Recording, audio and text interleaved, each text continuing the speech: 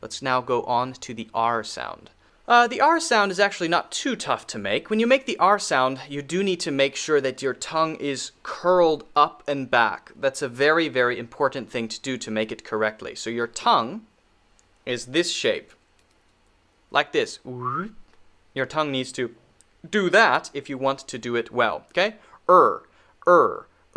I bring my tongue up like that and I relax my mouth, but it's not wide. Doesn't sound as good as So the basic R sound is a somewhat narrow mouth, pretty relaxed, okay? All right, so now let's go over some words that have R at the beginning. When we do R, especially at the beginning sound, we want to bring the mouth together a little bit when we do it, and a little bit forward, a little bit out, like this, a little bit, especially for beginning sounds. So let's go over some examples of that then in words.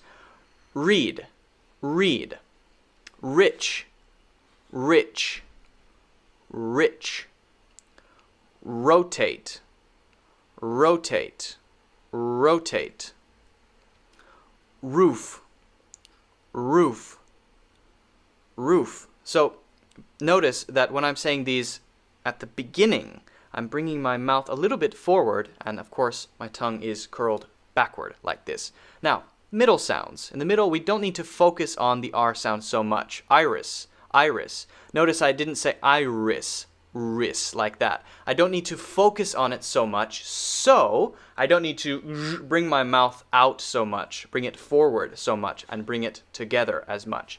Iris, iris. Erase, erase. Murder, murder, murder. Barrel, barrel, barrel, barrel. Iris, erase, murder, barrel.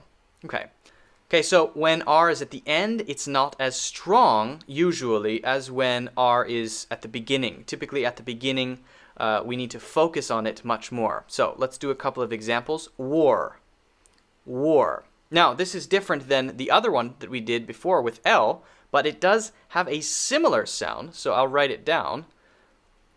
War, wall, war. This one. Wall, war, wall, war, wall, war, wall. Okay? So remember, the R has to come up like this at the end.